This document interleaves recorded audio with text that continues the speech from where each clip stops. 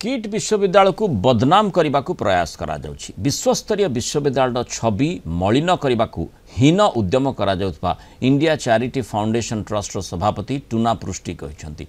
Covid समय रे अनेक दिव्यांगों को सहायता करिसंती किट प्रतिष्ठाता डॉक्टर अच्युत सामंत। अनेक बेकारी युवक युवती किट विश्वविद्यालय नियुक्ति पाइछंती। आईन ता बाटर जीव केही आईन को हाथ को नेबा उचित नुहे बोली कहिछि इंडिया चैरिटेबल फाउंडेशन ट्रस्ट।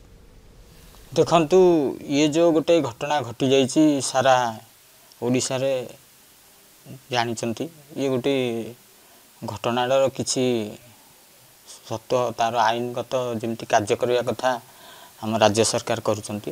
किंतु प्रथम कथा कहबी किट फाउंडर डॉक्टर अच्युत सार जो भलिया कार्य करिचंती आज ओडिसा नुह भारत नुह सारा विश्व रे तांकर किट रो ना सुनाम आउ परिचित आनिचंती आउ गौरव भी ओडिशार समस्त भाविया दरकार। ओडिशा रे गौरव कहिले किट कैंपस बा किट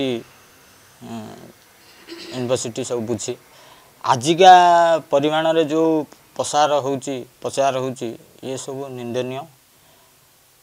कोविड-19 रे महामारी रे जो माने खाइबा को पाउ नथिले 2 वर्ष धरी महामारी चलला। डॉक्टर अच्युत सार समस्त को खाद्य प्रदान करिसंती एवं सेवा जोगैसंती एवं समस्त उपकृत होइसंती एवं आज यदि किट ए अनुष्ठान अच्छी जहाँ फल आज 50,000 पिला मागणा रे 3 टाइम खाया दे तांकर जीवन को आगे नहीं चंती।